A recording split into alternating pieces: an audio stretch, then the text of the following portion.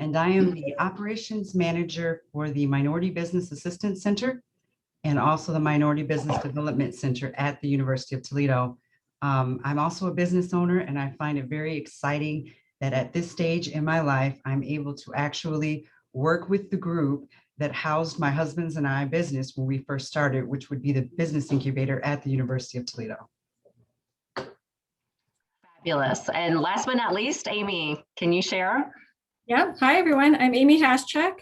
I actually spent over a decade, I won't say exactly how long, because that'll give away my age, but over a decade in the corporate industry doing market research, process improvement projects, lead generation, project management for mainly Fortune 500 companies.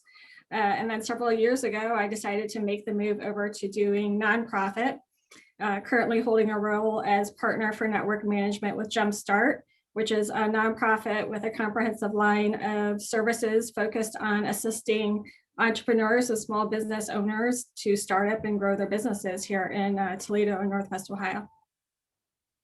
Great, thanks, Amy. So I just want to let everyone know on the call, we obviously have prepped Q&A, but to the extent you have questions that you want to pop into the discussion, please add it through the chat box. On the bottom of your screen, you'll see an icon that says chat. We have someone monitoring questions that'll get them to my phone if I can't keep up with the thread. So we definitely want to hear your voice in addition to the thoughts that we've prepared today.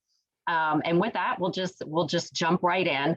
Our first question, we're going to start with Sandy, especially, so the question really revolves around today. We're in a very difficult economic period in this country and in Toledo in particular with the impact of COVID. A lot of people are talking about it as a she-cession because it's put a lot of hardship on women in particular. So maybe Sandy, with that background, how would you characterize the state of women in business today, and what are the challenges and the opportunities? You got to unmute again. Here we are. Thank you. I think that the broad term that we can use for the state of women in business, and really the state of business everywhere, is disruption. We saw in 2020 a disruption of the status quo in a way that I can never recall. Whatever your plans were for childcare, for your work-life balance, they were disrupted. And questions that we've been asking for years: will people be productive working remotely? What about hybrids or flex time? Those became not theoretical questions, but practical questions. And so out of this disruption, of course, comes opportunity. These are questions that women have been asking, but in the last year, we saw celebrities and CEOs on Zoom dealing with toddlers and technical problems. So these questions have really come to the forefront. And so, we don't entirely know what the lasting impact is going to be, but I will say one thing that we know that's significant. Many women lost their positions, and they had to ask themselves at that moment a question that they'd been asking themselves for a long time, but now they really had to think about it. Do I want to now go out and become a job seeker, or do I want to become a job creator? We're going to talk about this a little bit more, but we saw record numbers of women starting out and opening their own businesses. So I would say in summary that it's a year of disruption, and disruption is opportunity. Back to you, Sabrina. Thanks. I'll just see, do any other panels want to comment back on that at all, or we'll move to the next one? I think the next one kind of Okay. falls Perfect. into that. So Okay. I got a lot to say. Perfect. And you know what? I just realized that I skipped one person in the introduction. So I see Anne, you right there, and I apologize profusely, but Anne is our session commentator. And so at the end, she's going to kind of summarize and recap for us. So Anne, would you let everyone know a little bit about your background? Sure. Hi, Ann Balazs, the first female dean of the University of Toledo's now newly named John B. and Lillian E. Neff College of Business and Innovation. And that's important in so many ways. One is Lillian Neff actually is a Toledo native, and her husband John was one of the top investors of the 20th century, and they have gifted the college with a significant naming gift. And second of all, we are one of 2 colleges of business and innovation in the country. So we'd like to think of ourselves as quite special in that regard. And being the first female dean is also an honor and a privilege. And I know many of you here on the panel, but not everybody. So this is a great opportunity to meet new people and build my network and our network. So thank you. And I'll be calling, doing some commentating later. Thank you. Thanks, Anne. I didn't realize you were the first, and same with Wendy. I love that we've got so many kind of innovators and groundbreakers on the call with us today. So our second question, Amy, I'm going to get to you and give you the mic next. So Forbes recently reported that women-owned businesses grew 21% over the 5-year period, 2014 to 2019. For African American, actually the growth rate was double that, super impressive. And it looks like in 2020, those numbers continued on at a rapid pace.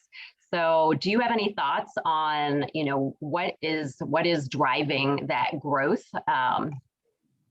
Yeah, so super interesting, the timing too. When you look at, kind of piggybacking on what Sandy already talked about, women were eager to get out back into the workforce, which they did, soon to realize how the lack of flexibility and the lack of opportunity truly was there. They would get to a certain point and then kind of hit a ceiling. And it really became time where women were feeling more and more empowered to take control of their own destiny and kind of start to go out on their own. Now, they didn't do that where they just quit their day jobs and went and started a business. They did this, what we call side entrepreneurship, or the side hustle, as a lot of people know, and really started to dip their toes into that beginning of 2014. And then you saw the progression of the success of those getting into 2019. So then in 2019, I looked up some numbers, 42% of all businesses were women-owned businesses in 2019, employing 9.4 million workers and generating 1.9 trillion in revenue. And then in 2020, the pandemic hits, and women were particularly, as Sandy was talking about, hit very hard, especially when it came to trying to juggle for those that had children. So schools are shut down, childcare is shut down, many people lost their jobs. So then that created even more of an eagerness for women to take control again over what they were doing and go out and try to start their own businesses. This is even more so predominant for African American women and women of color, where job opportunities are even less. So they're becoming even more and more just fed up and saying, just, forget this, I'm going to start really taking control and doing my own thing. What's really interesting though too is many of these women-owned businesses are choosing to stay small. So that means 500 employees or less is considered a small business. And when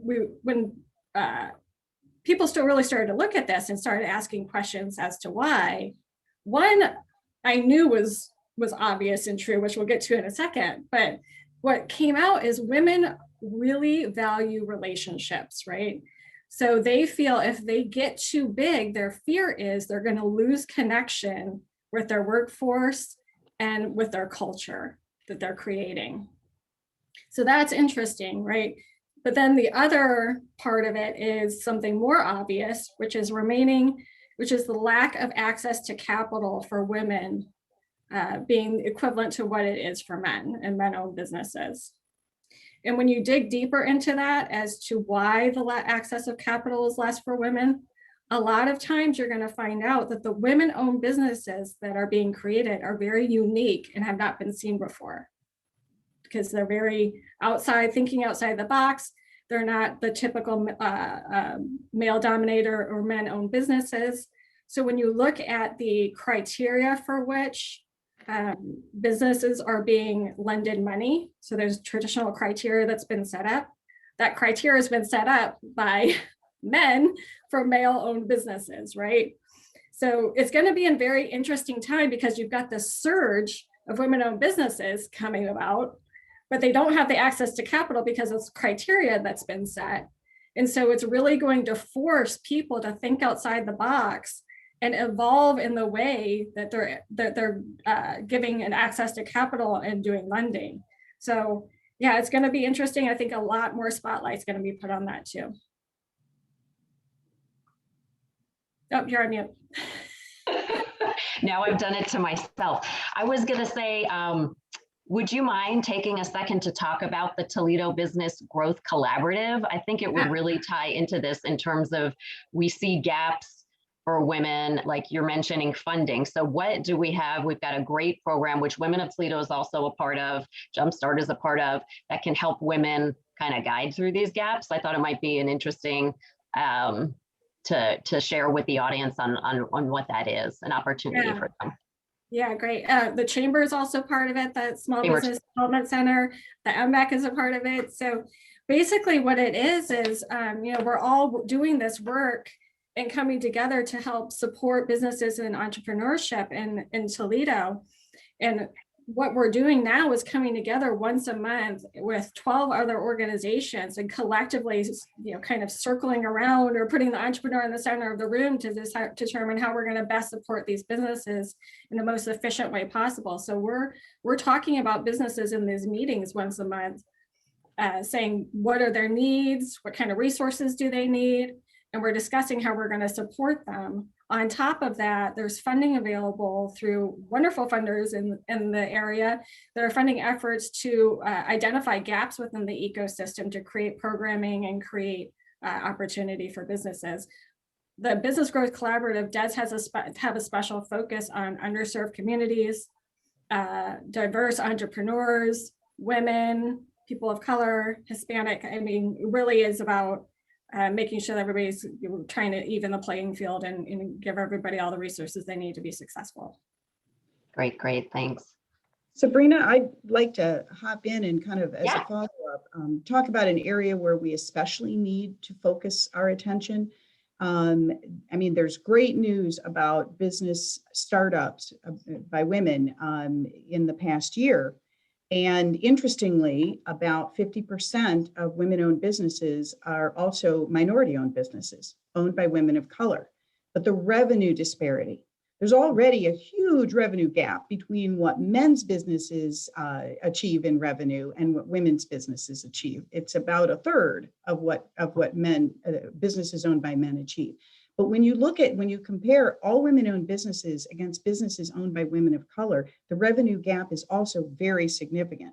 There was a study that American Express sponsored in 2019, and the average woman-owned business had a revenue number of about 218,000. Businesses owned by women of color, it was about 65,000. And during 2020, that disparity even got greater. So I think that we still need to look at not just the startup, because we're achieving that. And that's a big conversation, Amy, as you know, about around entrepreneurship that we're having, is not just the startup, but that scale up. And how can we help women gain greater revenue share in their businesses? Mm-hmm. Phenomenal. And maybe we'll leave. Sabrina, if I could just comment on that too. Sorry, one of the things that we find as we work with our clients through the Small Business Development Center, many of the women who are starting businesses, and many of the women of color, the business that they're starting is childcare, right? So part of that is because there's some great success stories of, I'm a single mom, I want to start a business. This seems to be a great win-win situation, and it is.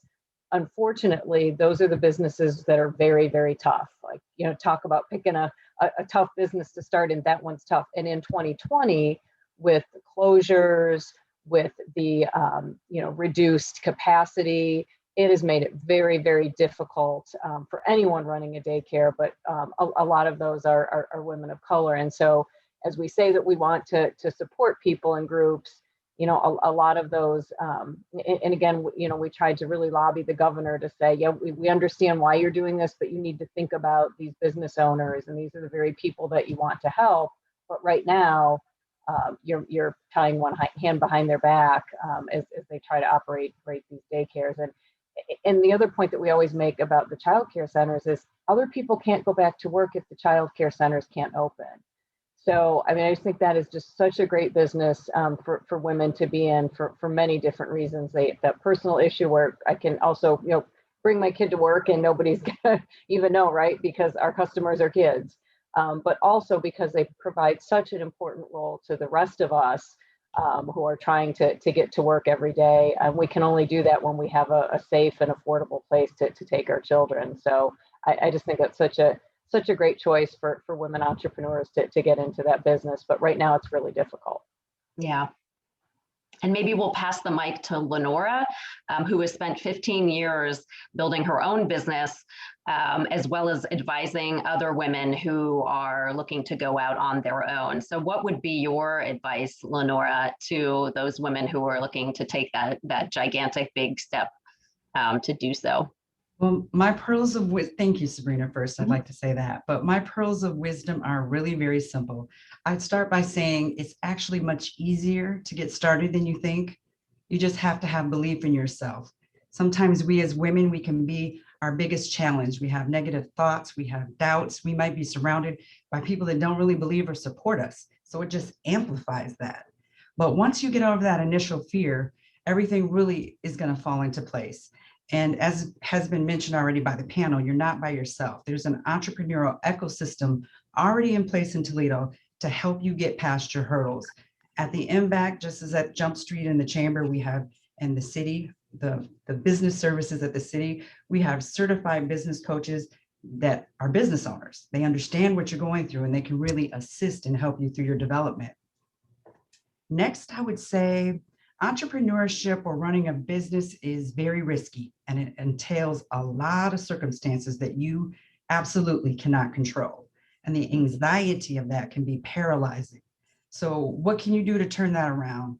I would challenge you to look upon all those circumstances and experiences as a learning opportunity. It doesn't matter if it turns out the way you expected or if it goes completely different. The bottom line is that at the end of that experience, you ultimately will become a savvy business owner through those circumstances and through those experiences. Next, I would say, make sure that you're identifying the right business.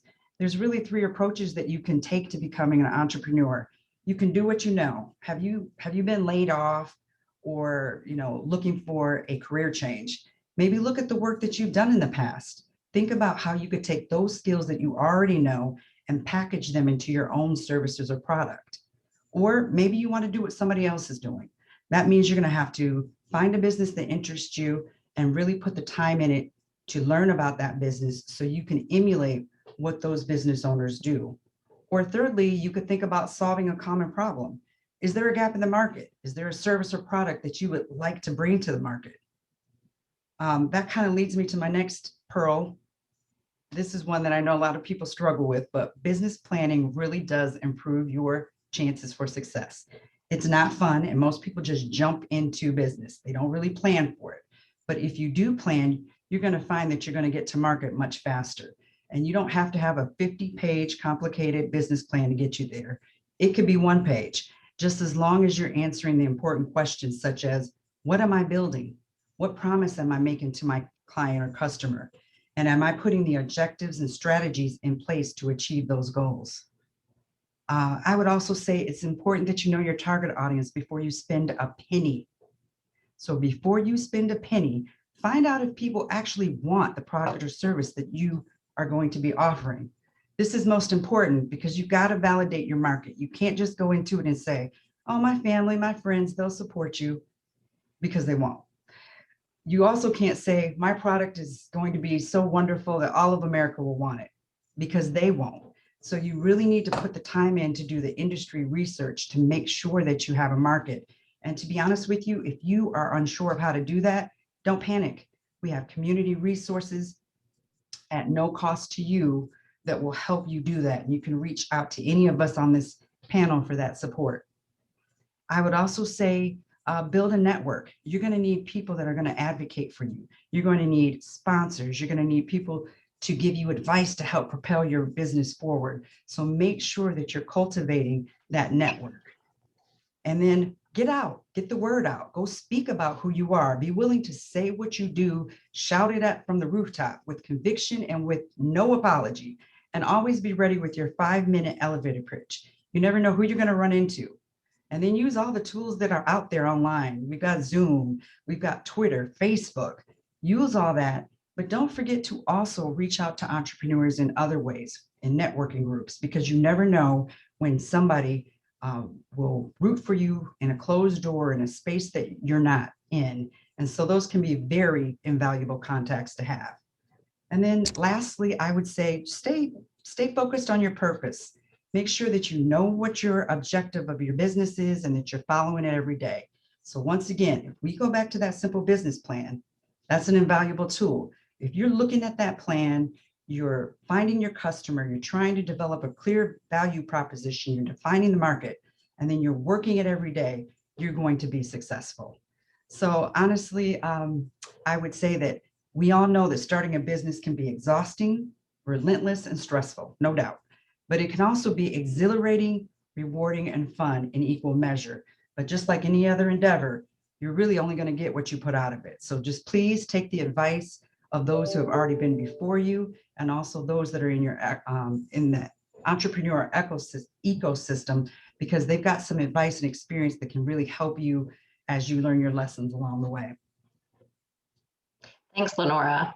You know, I may add one more pearl to your necklace, which I feel that, you know, our gender needs to think about is I know, you know, when an opportunity comes up or when you're thinking about starting a business, whether men tend to jump at an opportunity, even if they only can check 5 out of those 10 boxes. But we women tend to think we need to be experts at everything, and we wait until we can check every single box on the list of 10 before we feel it's appropriate for us to move in that direction. So I'd say, you know, also believe in yourself.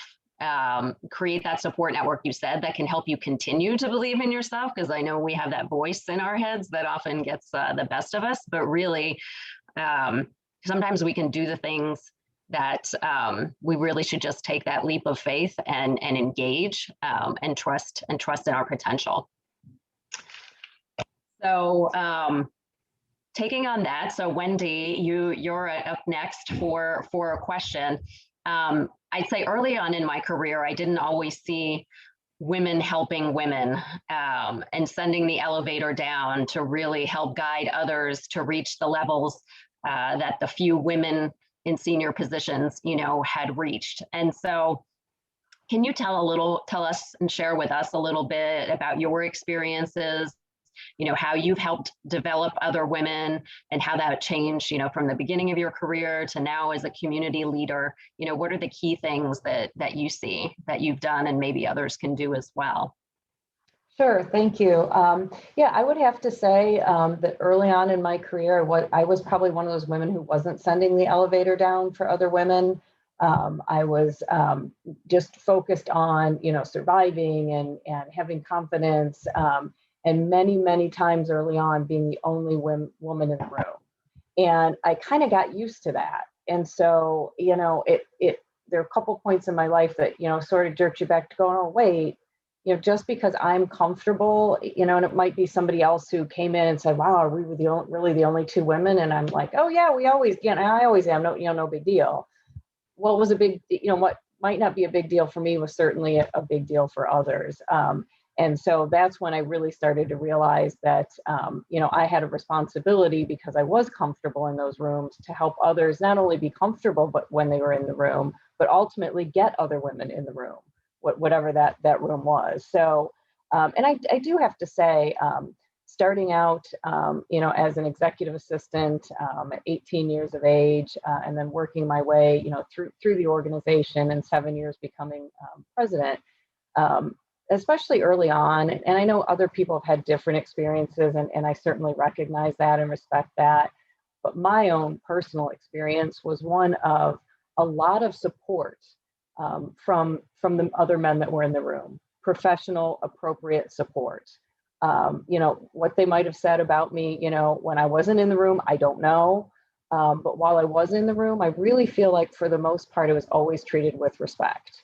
And I think that, I just think that's, you know, that's unique. Not everybody's had that experience. And I don't know if I just got lucky, or if my confidence and you know, demanded that respect. I'm not sure. But, you know, again, being that only woman in the room is something that, again, now I make sure that if there are only a couple of us, that I make sure that I go and I introduce myself to the other women in the room first and foremost, that I ask them to sit with me, and I might introduce them to a couple of other people, some of the men in the room, so that they feel more comfortable. So I really take that on. And I do have to say, I didn't have a lot of women that did that for me necessarily.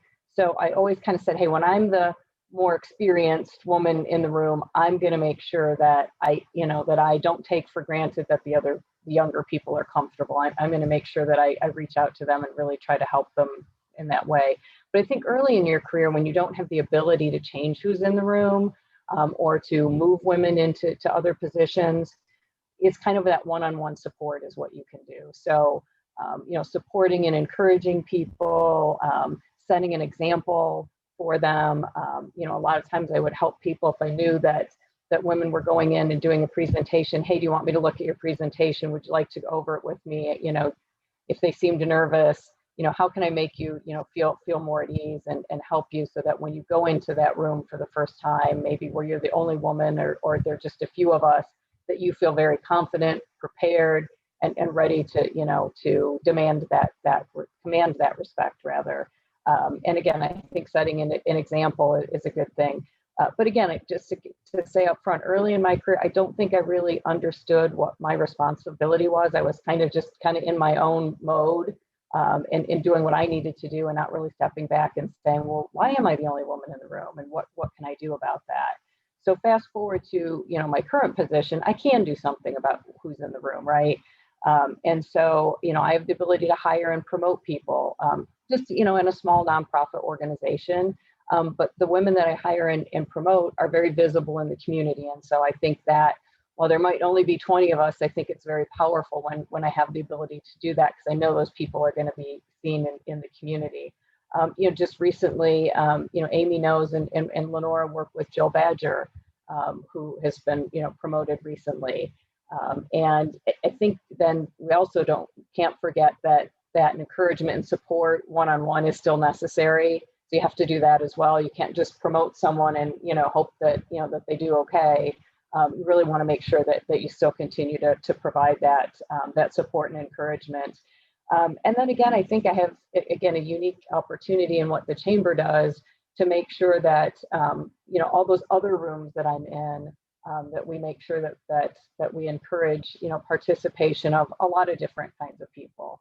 And I find for the most part that the guys, if you will, they kind of appreciate that when you bring, you know, and they're open to it when you bring in, and you know, when we started Epic, it was then about age, right?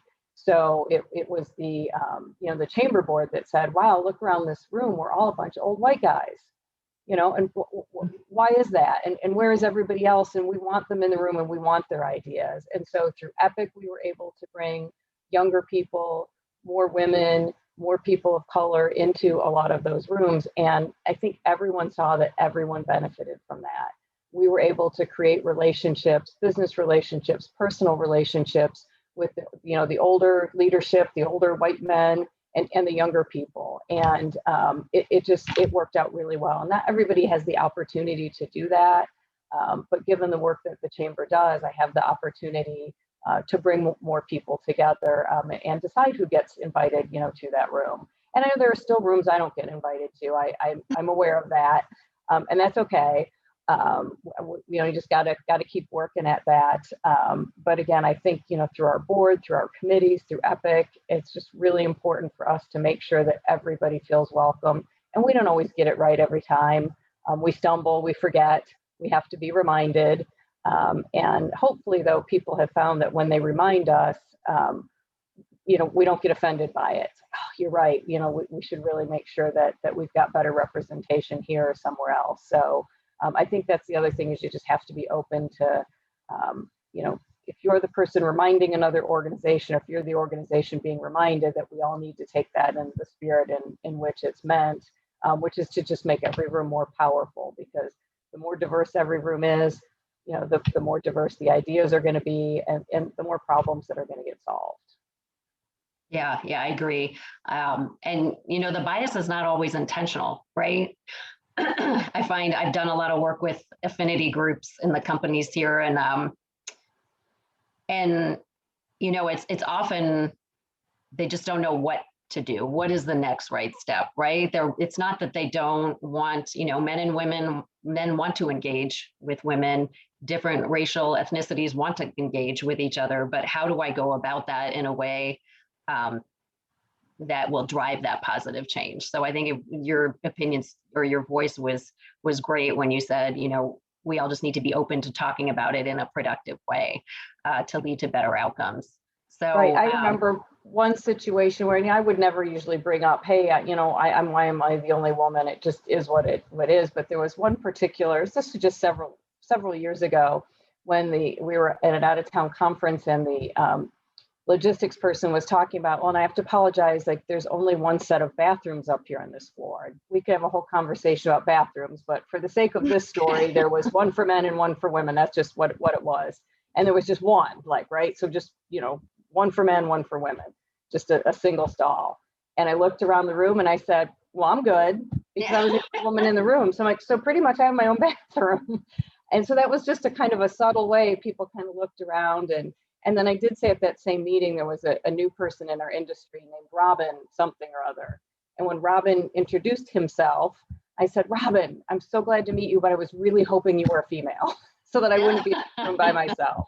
You know, he apologized profusely. And so just finding little ways like that, you know, to kind of make people go, oh yeah, so she is the only woman. I wonder if, you know, if she's feeling awkward or whatever, but without being, you know, why am I the only woman in the room? Just finding subtle ways to point that out to people that, you know, yeah, I'm the only woman in this room. Maybe you didn't know, maybe you didn't really think about that. Mm-hmm. So it's 11:42, and actually we're up to open Q&A. We haven't gotten any in the chat box yet, so I want to encourage. Otherwise, I think, you know, the last question we're on has a lot of meat, and we can continue discussing that. But I want to encourage those who are listening. If you have questions that you want to address, there's been some great topics talked about. We could dive in deeper. Please let us know, because we have allocated time for your voice and your concerns and questions. So I hope I hear some keyboards typing that are muted, but please let us know.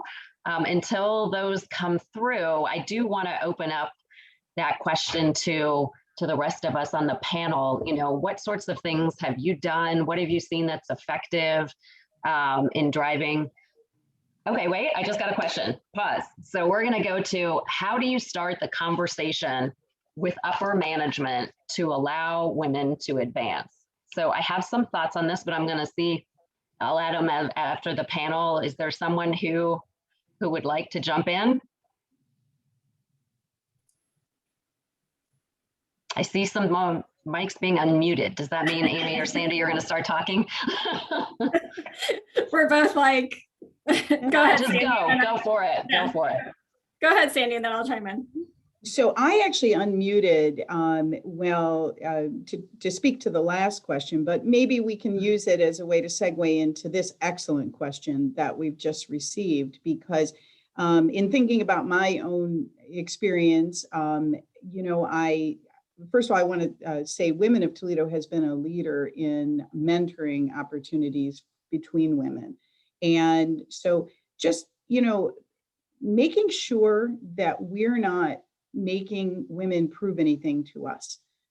I was a listener to a panel not unlike this one a few years ago, and some things that were said really made an impression on me. So I always try to approach every woman that I am hoping to support, hoping to mentor, helping to help them with their business, as being, you know, capable, responsible, and creative. Start with that. You know, I now consciously start with that, interacting with other women. And I am seldom disappointed. They are responsible, they are capable, and they are creative. And I think then to segue into the question that was asked, I think it's important that we express that then, that we talk about the ways that the women around us are responsible, capable, and creative. And I think it's just giving that verbal support, letting that person in upper management know how we feel about the person. I think that's just a very basic thing that we can do. So Amy, now I'm turning it to you.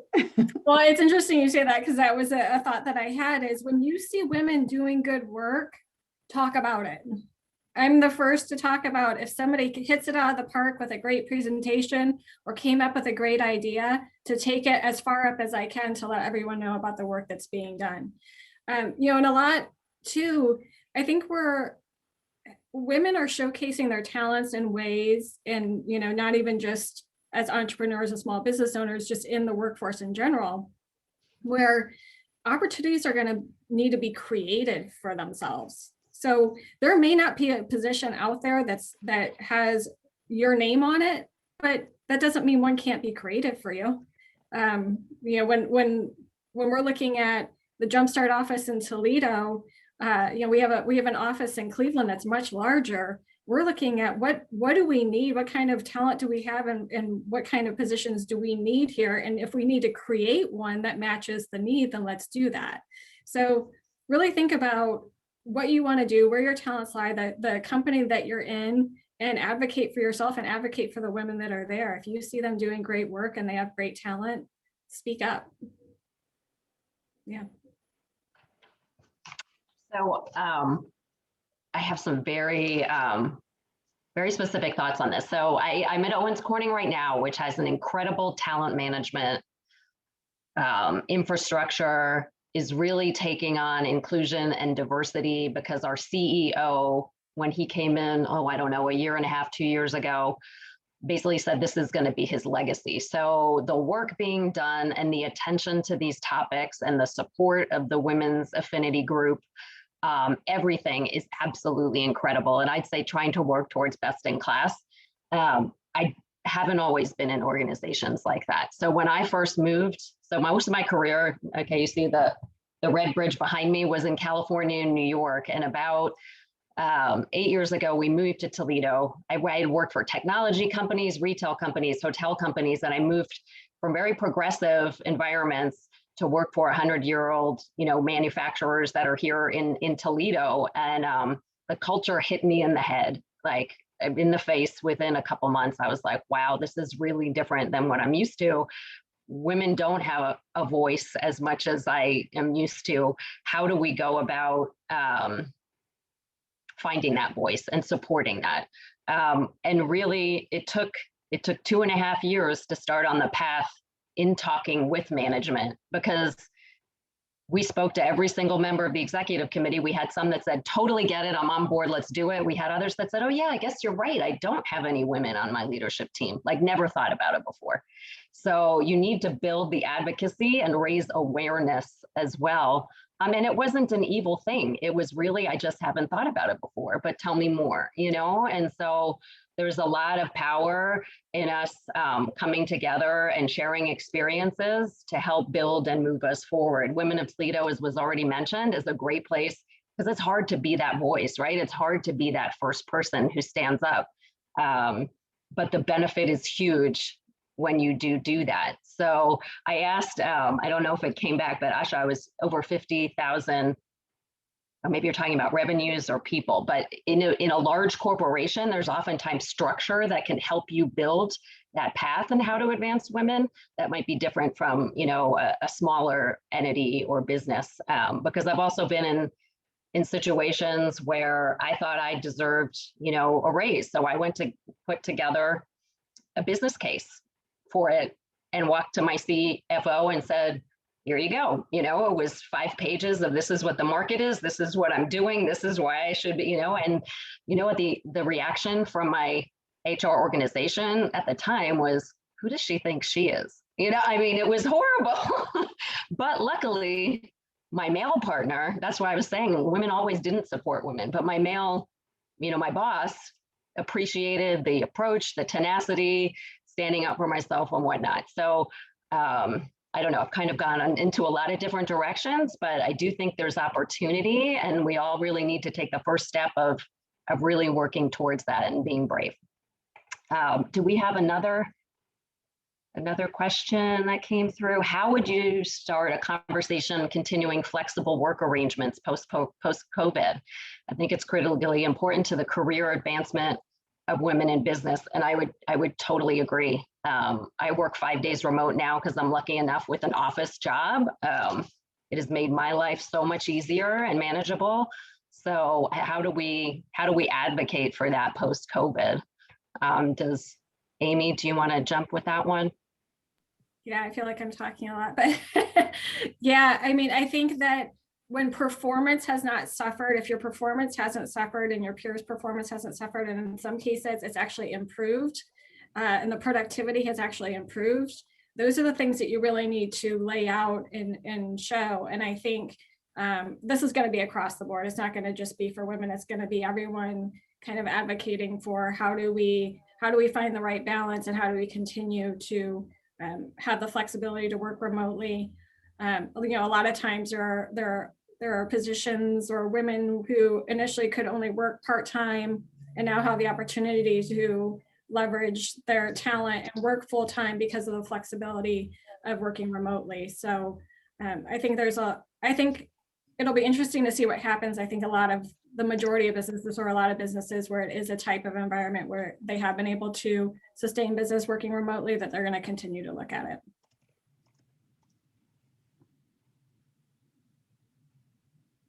Yeah. Wendy, are you, Sandy? Well, yeah, I was just going to add that it's something that's going to be extremely difficult, but important, you know, for someone like me that, you know, I'm in charge of an entire staff of people, and, you know, how are we going to, especially what the chamber does, right? We can't necessarily do what we do from home. So, you know, that it's going to be kind of tricky. But one of the first things that I did, you know, early on in the pandemic was thought about people with kids, right? How many people do I have with kids? Because this wasn't just, you know, oh, it's, you know, easier to pick my child up after school or get here. That no, this was like, they have nowhere to go, like they're home. You know, one employee has a kindergartner and a first grader. You can't leave them home alone, right? Mm-hmm. So, you know, and started looking at, okay, who's in what school system? Because at that point it was like, well, some are remote, some are part-time, some are full-time. And, you know, we just had to be cognizant of that. And so for me, it wasn't even a matter of whether it was, you know, a mom or a dad that needed that help. You know, I said to those folks, hey, if I need to take over something that you're doing, because my kids are grown now. And so I'm willing to help those whose kids are, and a lot of our employees said, well, yeah, I don't have kids. So if I need to help out in some way, we really do all have to come together, because these kids can't be alone. They can't be left home alone. And try to be really flexible too with people, as if somebody's, you know, kid came across the screen, don't shoo them away, let them say hello, let them, you know, feel comfortable. And we're now in their home. They're not in the office, we're in their home. And so we really just tried to be, you know, very casual about that, to say, you know, hey, your kids are here. I had one gentleman, not one of our staff members, but told me a story that going onto his first Zoom call, he had a little one that was potty training, and he stepped in pee right before he went on the Zoom call. And so I think we all have been just a lot more relaxed about, hey, when people have, you know, children at home that they're responsible for, we need to understand that. And I think that will continue, whether that translates into, hey, you can work from home, you know, because you have kids, and, you know, you don't, so I mean, we have to be really careful about that. But I think just for a lot of managers and people that run organizations, they're just more aware of that. And so I think if there are those issues moving forward, A, we've proved that we could do it, and B, you know, we've just gotten more used to it. So I think that should translate into making it easier for women as they have some of those issues. Again, assuming they can do the work, I think there will be more flexibility built into everybody's thought process about that. Sabrina, I would just add on to what Amy and Wendy have said. This is an opportunity moment, because all of the technology questions have been answered, right? We're here, we're doing it. And so that was always the excuse, right? That was, oh, it would be so complex. It's not now. We've all made that leap. So what I would say is it would be a piece of advice that would be true even for other issues is come on, we're talking about business. You have to demonstrate your performance. Are you able to make that value proposition? Look, I've been home for a year and I would like to talk about what I've accomplished in the last year. I think we can be doers, and sometimes we don't take a moment to make sure that we're cataloging what we're doing. So for those of you who have not done that at all, go back through your calendar, go back through your Outlook calendar and go back to the beginning of the year, and those calendar notes will trigger you to say, oh gosh, yeah, we did this and we did that. And then going forward, make sure that you're taking time, maybe at the end of the week, maybe it's a Friday thing, to say, what did I get done this week? Because we have got to remember that we have to sell the value proposition, because this is the business world and we have to show that what we can accomplish. So I would say that this would be true, across the board, but especially when you're trying to make that case for flexible working conditions, show your productivity. Yeah, great point, Sandy. I think we tend to be a little too humble sometimes, right? So we need to step up and really promote ourselves. And it just sometimes feels unnatural, but it's important. So now I'd like to turn it over. We've kind of come to the end of our programming. So I'm going to turn it over to Anne to kind of summarize and share her thoughts and views. I am assuming we may get a couple extra minutes since we started a couple extra minutes late. So hopefully we've got till about 12:05. Sure. And I did take a lot of notes, but I did just want to chime in on this last issue, because it's also a matter of trust. As business leaders and managers, we may have in the past not encouraged that flex time, because who knew if someone was going to be doing that work? And then it became almost a generational thing. I had many people ask right off the bat, can I work from home? And I thought, well, that's not how we do things here. But I was thinking, boy, would that be great if we could. And then, of course, we were forced into it.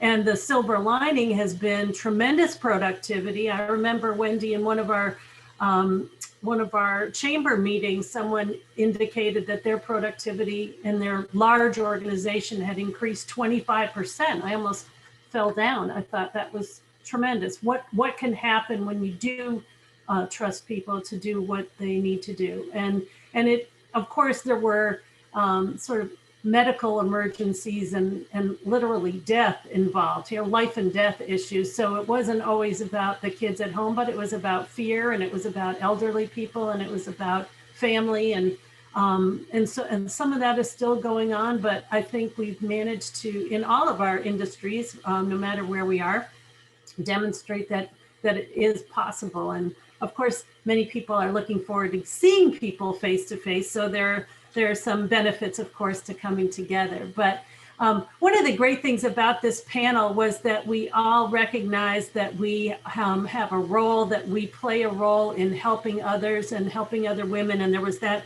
sort of great stories of giving people legs up and advice and encouragement and challenging them to be brave. And so I think anybody here who's listening who is interested in starting a business or a side hustle or being creative in some way should be encouraged. And I personally did not know about Women of Toledo. And so here's one great example of someone learning something new, but also obviously women helping women in the business world. And I had the advantage of going to a women's college. So I got to be in a whole sea of women for 4 years. And that was great for my psyche and my soul, right? And now we gather together in other groups to get that same kind of support and frankly love. So this group really is obviously been very encouraging, also very realistic with the kinds of advice.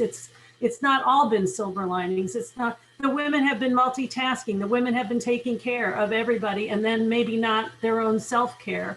But what we want to do is we want to move forward, recognize where the challenges are, where the gaps are in the system, the differences between minority-owned female businesses and other businesses, right? There was one huge gap. The fact that women tend to take on those smaller businesses, or the ones that don't have the huge profit margins or the growth rate that others do, but they're the ones that provide childcare, personal services, cottage industries, creative and artistic kinds of efforts. So in our society, we don't tend to value them as greatly and yet see how important they are. So maybe some thinking will change in the next few years after we get through this. And that was really what this was all about. How has this disruption changed us? And obviously there was some great momentum to start new businesses or to break away and say, if you're not going to let me be flexible, I got to go my own way, or my children are more important, my parents are more important, my family's more important, my dogs are more important, like all kinds of things, caused us to realize the beauty and the value of being at home or with others, should you be that fortunate, because some people really are isolated. But at the same time, there still needs to be support for women starting businesses and women in business. So there were questions both about, how do I start, but also how do I move within the organization I'm currently in? And I would just add, as I think it was Sabrina who mentioned it, that there are opportunities to step up and volunteer and build your resume within an organization, being on a committee, raising your hand, not to overextend yourself, but to get to that table that Wendy was talking about, to introduce yourself to a female leader, or to talk to HR about what's the next step, or what kind of professional development programs are in my organization that I could participate in. When am I eligible to do that? And then you get noticed because you're getting things done, and you're at the table, and you're talking to other people, and you're accomplishing the goals of the organization. So that's one really simple way.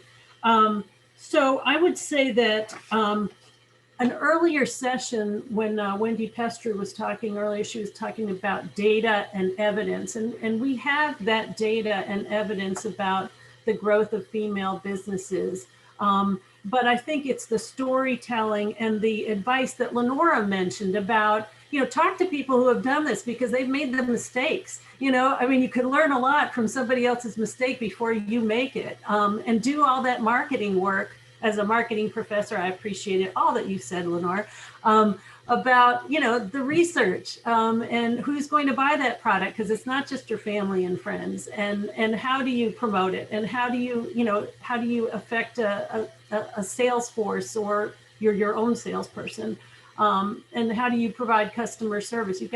That's got to be presented before you get the financing that's so hard to get. And apparently, still obviously there's a lot of discrimination in that area. So not to worry, because I think if you are new to this whole notion of starting your own business, there are plenty of support systems in the community. That is, I got to tell you, I think Toledo is one of the best business communities I have ever been in, because of all the organized support, the agencies, and the ones that are sort of, tucked away, like Lenora's operation on our campus. You might not think of coming to our campus for that, but there we are. And there's also a Center for Family Business on our campus. So, and Sandy obviously is head of business services. So there are multiple advocates and supporters and agencies and, programs and the Jumpstart program as well, and the chamber, obviously, that would be there to support you. So I think maybe we've overwhelmed you. There's no lack of support. And so I'd like to end with being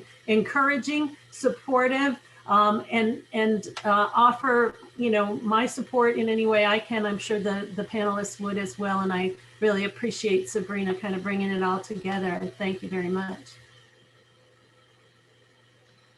You bet. So I think that wraps it up for us. Thank you, Anne. That was a great summary. And yeah, find us on LinkedIn. I'm pretty sure we're all there should you have questions. I highly encourage she's right below me, but you see Nina Corder, who is the ridiculously amazing managing director for Women of Toledo. She will be in the session this afternoon to network with Women of Toledo, learn more about us, whether it's from a professional standpoint that you want to utilize resources or get involved and donate your time, talent, and treasure to Women of Toledo. So small plug there before we go. But thank you so much, everyone. Really appreciate joining our session today, and I will hopefully meet again. Thank you, everyone. Thanks, Sabrina.